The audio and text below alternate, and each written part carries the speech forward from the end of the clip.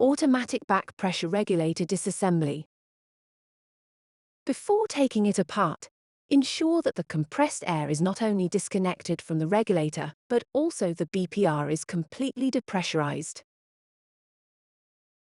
To take off the pneumatic dome, start by loosening the 12-cap head bolts with a 5/32 Allen wrench.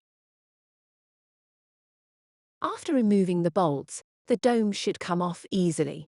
However, if it's stuck to the pneumatic diaphragm due to long-term use, some gentle prying may be necessary for removal.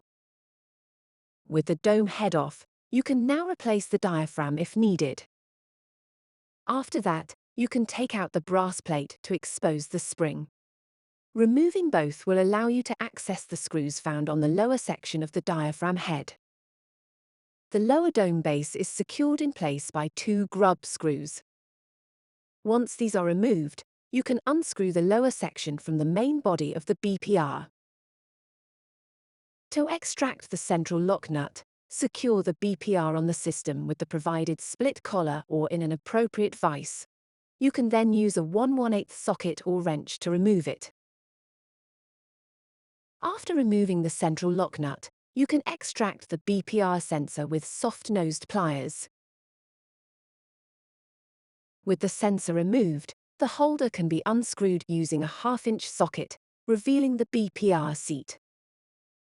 You can replace the seat by gently pushing the disc out using a blunt tool, such as the end of an Allen wrench. Reassembly of the automatic back pressure regulator. To reassemble the BPR, start by placing the seat into its holder. If you're installing a new seat, it might fit loosely. For easier reattachment, turn the BPR upside down and use a 1/2-inch socket to screw the holder back in from this angle.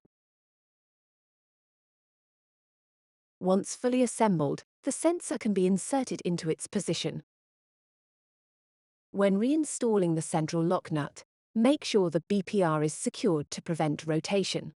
You can then use either a wrench or socket to put the lock nut back in place. Once the lock nut is installed, you can proceed to screw in the lower half of the pneumatic dome. To secure the dome, tighten the 2 grub screws onto the body using a 1/8 Allen wrench. Reinstall the spring and the brass diaphragm plate. Position the diaphragm on top of the brass plate, and then line up the upper part of the BPR dome with the threaded openings. Secure the upper pneumatic dome to the BPR by tightening the 12-cap head bolts.